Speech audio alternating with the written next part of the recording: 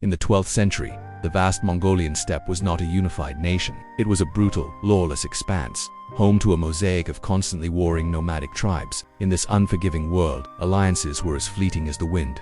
Loyalty was a rare commodity, and survival was a desperate struggle from sunrise to sunset. Into this crucible of chaos, a boy named Temujin was born. His early life was one of relative privilege as the son of a minor chieftain. But this fragile world was shattered in an instant when his father Yasuge was treacherously poisoned by a rival tribe. The promise of a noble future vanished, replaced by the stark reality of betrayal and survival.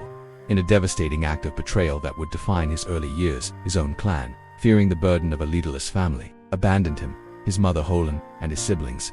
They were cast out, left as pariahs to die on the harsh, unforgiving steppe. He was a nobody, stripped of his status, with nothing to his name but a burning will to live.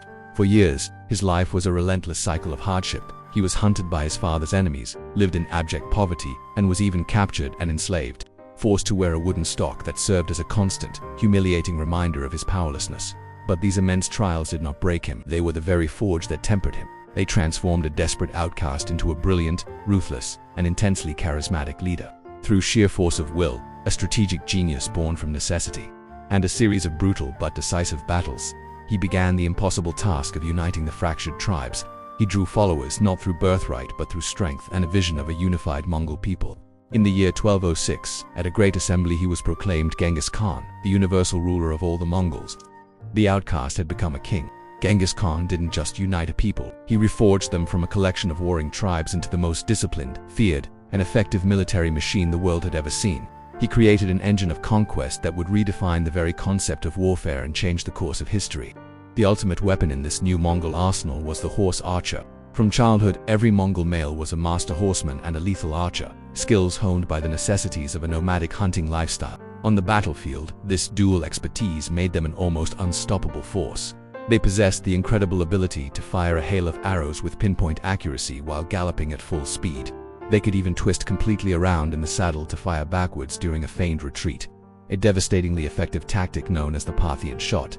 This maneuver would lure pursuing enemies into a deadly prearranged kill zone, turning their aggression into a fatal trap. Genghis Khan's genius extended to organization.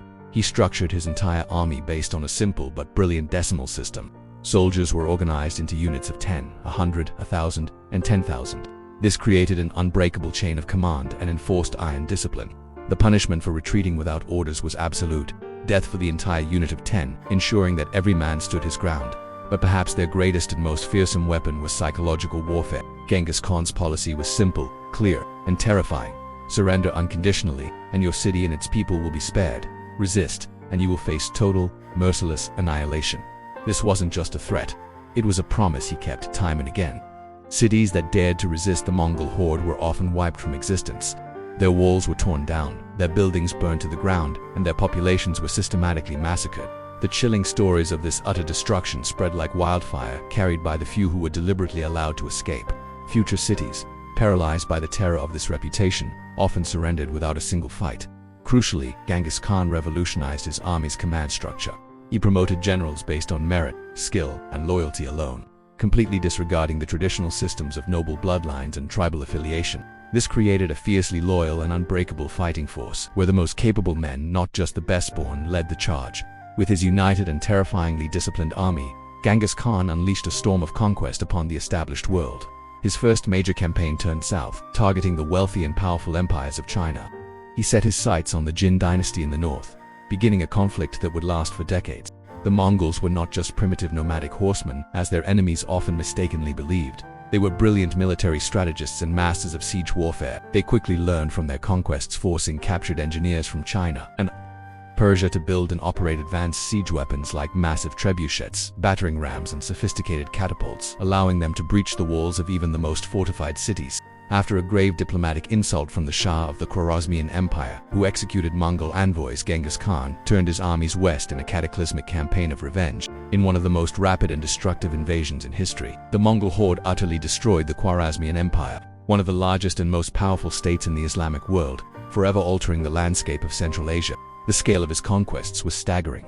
In just 25 years, Genghis Khan and his armies conquered more territory than the entire Roman Empire had managed in over 4 centuries. At its zenith, the empire built by him and continued by his sons and grandsons would become the largest contiguous land empire in human history, an immense domain stretching from the Pacific Ocean to the heart of Europe.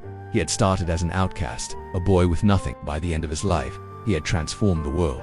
He had forged the largest empire mankind has ever known from a scattered collection of nomadic tribes, forever stamping his name on the pages of history. But the legacy of Genghis Khan is a profound paradox. It is a story of two sides, seemingly irreconcilable. Despite the unimaginable brutality and the staggering death toll of his conquests, his unified empire created an era of unprecedented peace, stability, and connection known as the Pax Mongolica, or the Mongol Peace. By creating this vast, unified territory, he ruthlessly secured the ancient Silk Road, which had for centuries been a dangerous and fragmented network of paths. Under Mongol rule, it became a continental free trade zone, policed by a highly efficient postal relay system known as the Yam. This system ensured safe passage for merchants, envoys, and travelers like Marco Polo. This newfound security allowed trade, technology, religions, and ideas to flow between East and West on a scale never seen before. Gunpowder, the compass, paper money, printing techniques, and scientific knowledge traveled from Asia to Europe, while Western goods and ideas flowed east, accelerating global development in ways that still impact us today. He remains one of history's most complex, controversial, and profoundly influential figures. He was a brutal conqueror who slaughtered millions, yet he was also a brilliant lawgiver who united a nation. He was a terrifying destroyer of cities who also became an unlikely connector of worlds. He was the ultimate outcast who rose to build the largest empire the world has ever known. Thank you so much for watching. If you found this journey into the past fascinating, please hit that like button and consider subscribing to our channel for more deep dives into history's most incredible stories. We'll see you in the next one.